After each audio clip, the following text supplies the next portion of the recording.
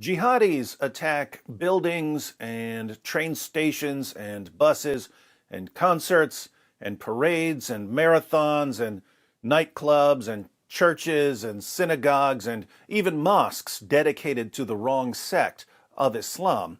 And after every attack, there's a brief bit of shock from people around the world. Oh my goodness, how could that man or those three men kill so many people with no identifiable motive whatsoever while screaming Allahu Akbar? Typically, the jihadis are killed during the attacks or shortly thereafter, and the world breathes a collective sigh of relief.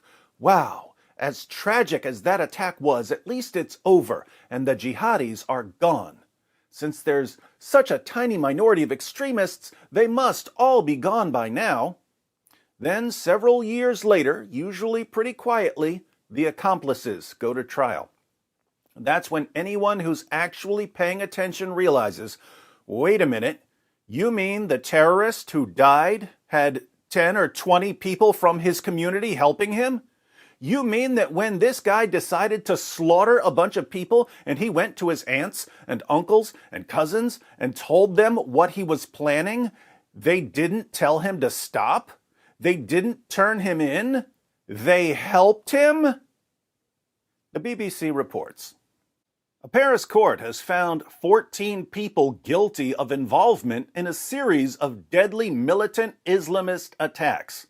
The January 2015 attacks on Charlie Hebdo magazine, a policewoman, and a Jewish supermarket left 17 people dead. 11 defendants appeared in court for the verdict on Wednesday, and 3 were tried in absentia.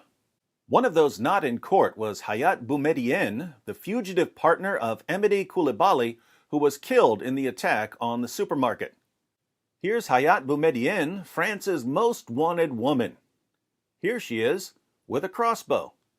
If you see her somewhere, be careful. She could put your eye out with that thing.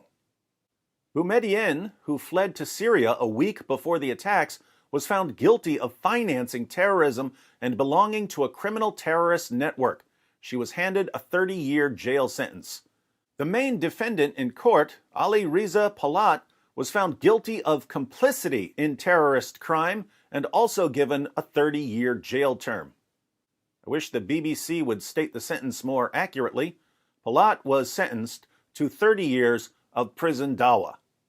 All 14 accomplices were found guilty on various charges ranging from belonging to a criminal network to direct complicity in the January 2015 attacks. Terrorism charges were dropped for 6 of the 11 defendants in court who were found guilty of lesser crimes. The 3 men who carried out the January 7th through 9th, 2015 attacks were killed, and the accomplices, who first went on trial in early September, were accused of obtaining weapons or providing logistical support. They all denied the charges. The trial, which was delayed repeatedly due to the COVID-19 pandemic, came during a period when France once again faced a series of militant Islamist attacks and renewed debate over cartoons depicting the Prophet Muhammad. As always, special thanks to the BBC for reminding us that Muhammad was a true prophet. Well, after the most recent terrorist attacks over cartoons, rest assured that there can't possibly be any jihadis left who want to kill you over cartoons. It was only a tiny minority of extremists to begin with, and so many of them have already been killed, there just can't be any more.